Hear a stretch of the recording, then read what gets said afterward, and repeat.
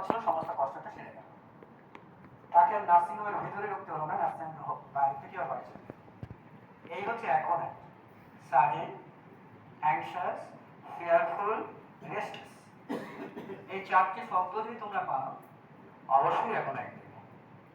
এখন এর সঙ্গে আমার সিজনাল একটা রিলেশন আছে। ডিপ কোল্ড এবং ডিপ হট। যখন প্রচন্ড গরম পড়ছে তখন এখন একটি ঘড়িটা আছে, আর ডিপ কোল্ডে এখন একটি ঘড়িটা আছে। এখন এটির এই যে অ্যাংজাইটি এবং এই যে কারণটাকে ফিজিওলজিক্যাল লেভেল থেকে যদি দেখি এখন একটু গভীরে কি কাজ করে।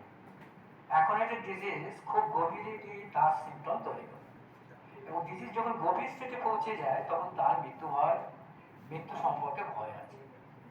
যেমন ক্যান্সার পেশেন্টের প্রথম কথাই তোমাদের জিজ্ঞাসা করবে, ডক্টরবাবু may I live or not live, আমি বাঁচবো না মারবো। সে জিজ্ঞাসা করবে না যে আমার রোগ সারবে কিনা।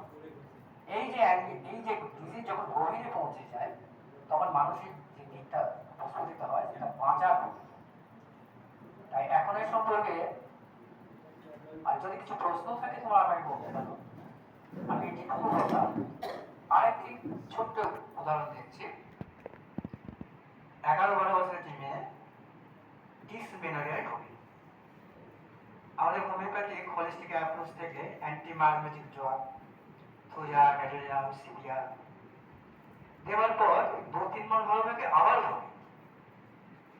আমরা পাস হিস্ট্রি অনুসন্ধান করে জানলাম সে যখন প্রথম মেনস্ট্রুয়েশন শুরু হয় সে তখন বাড়ির থেকে বেরিয়ে গ্রামের দিকে